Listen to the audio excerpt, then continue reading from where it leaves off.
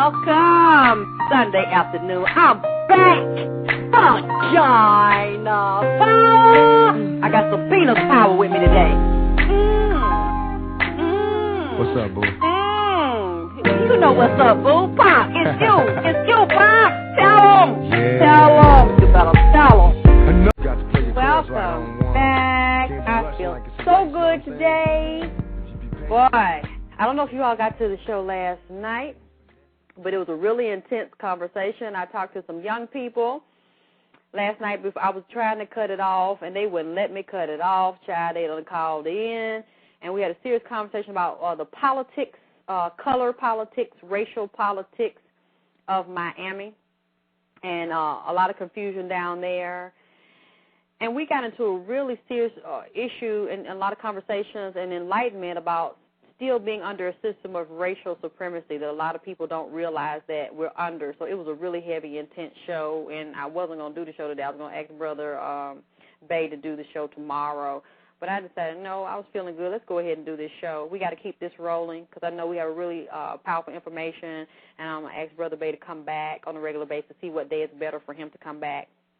Whether it's every Saturday or whichever day is good. And we're going to do some video stuff, too, with him in Atlanta so we can be educating to let people know what's going on. And if you can get to his lectures here in Atlanta, let you know where he is and what he's doing. I want to say hello to all guests. Welcome, Lover, RNLA, Miss Fuller, Madam Teacher Lady Hakima Kikamo, Mo, Blue, you ready to chop and screw? Ghetto.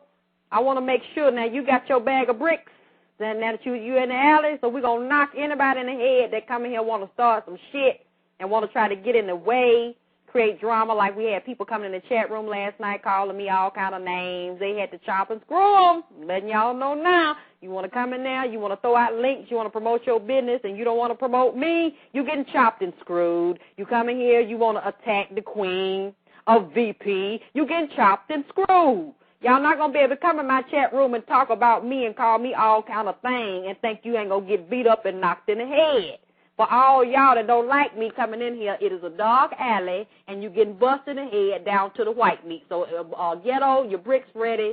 Mo Blue, you ready to chop and screw. That's all I want to know before we go on. Key Ring, what's up? Y'all ready? Okay, we're going to get it going. Let me see if Brother Bay in the room. You with us, Brother Bay? Peace. I'm here. I'm ready to go. Okay. Well, I'm going to let you take over. Okay. Yeah, it's interesting. I didn't get to hear the show last night in reference to what she was talking about, what's going on with the racial. Could you elaborate a little bit on that?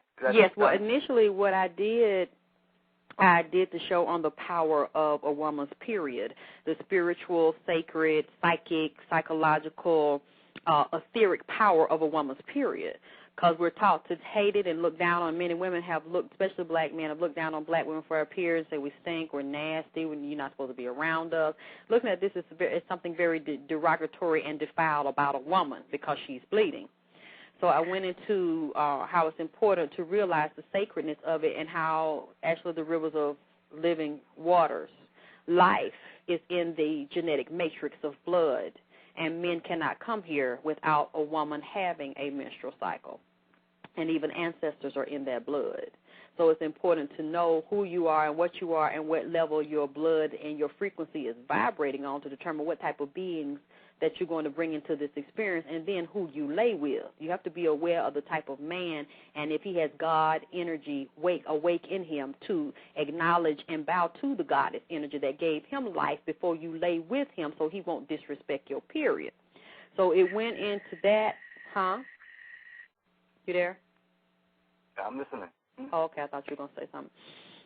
And it went from there to, how the men have disrespected us and how we disrespect ourselves, and the biological, the natural biological, spiritual, and etheric function of our body into the black women in Miami, and there were some black men on the phone. They're young, like in their 20s and in their 30s, and they were saying, which I told them, I said, y'all must not have studied history and been around long, because this is not the first time it has occurred, and Miami is not the only place it occurred, where white Latinos and white people come in. Like we know the movie industry has come into Miami and South Beach, and they've turned it into an international celebrity playground. So we know that that is going to be predominantly white. It is predominantly white, and they're ruling it. So everything is about big boobs, big butts, so it's plastic and reconstructive surgery.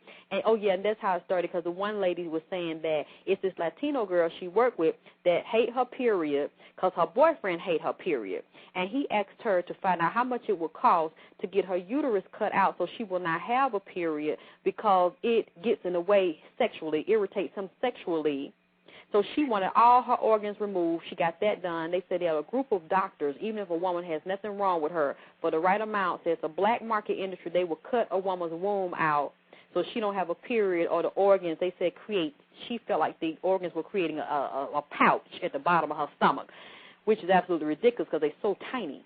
So they felt like if they get rid of the female organs, you have a flatter stomach and you won't have no period no more. So he had her do that. He had her change her nose. He had her plump up her lips, look like a black woman lips, plump up her butt, plump up her breast.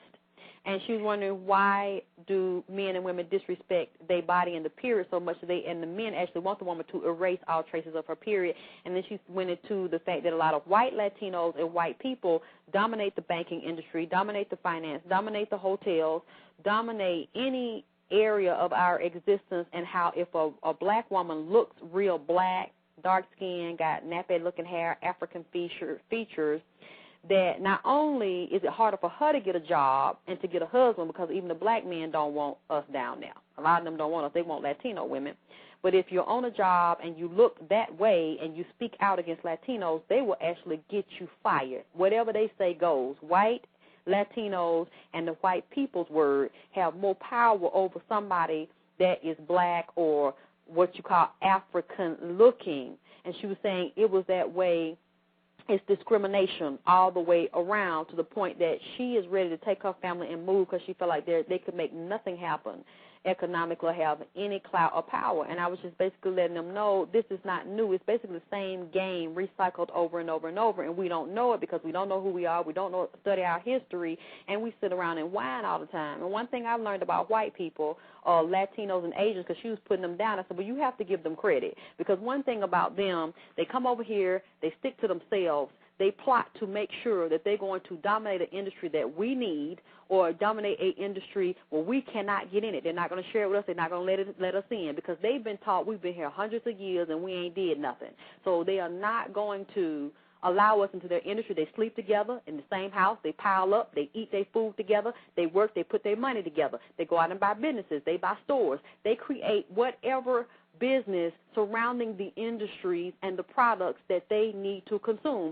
And as a whole, black people are not doing that. And until we wake up and do that, we're going to still have these problems. People run us out of places because they don't like the way we look, or you're too dark, your hair too nappy, or because you're considered black. And then she said the Dominican Republic, the black people that come from the Dominican, the black people that come from Latin America do not consider themselves black. The Dominicans got on their birth certificate that they are white. She said no matter how dark they are, they consider this is not a black dog. This ain't got nothing to do with melanin from African descent because I'm dark. I'm still classified white on paper, or they dye their hair blonde, they wearing the blue contacts. I mean, it's mental side. It's a whole destruction of the mind and the psychology of anything, and anybody black is derogatory, it's inferior, and we're going to reflect this by the way we treat you and how you have no control economically and you have no control under the land under your feet. I don't care what nobody say. If you talk, you can talk all the shit you want to talk, but if you do not control the ground, the fucking dirt that's underneath your feet, you don't have no power. Amen. Yes, ma'am. Whoa, yeah, this is I guess why we agreed to contract, I guess, on a spiritual level before we even met, on this radio show, is that's what time it is. That's why, as we know yesterday, I said, my series is called The World's Best Kept Secrets, the Knowledge of Yourself, astroeconomics, based on, the universe and the stars. As I mentioned yesterday, when Jesus was born, they looked for a particular star, and then once they found him, that they found the Messiah. That's the case with us as a nation, all due respect to all other nations, but we are the original man, the original people of the planet. I mean, this is our land.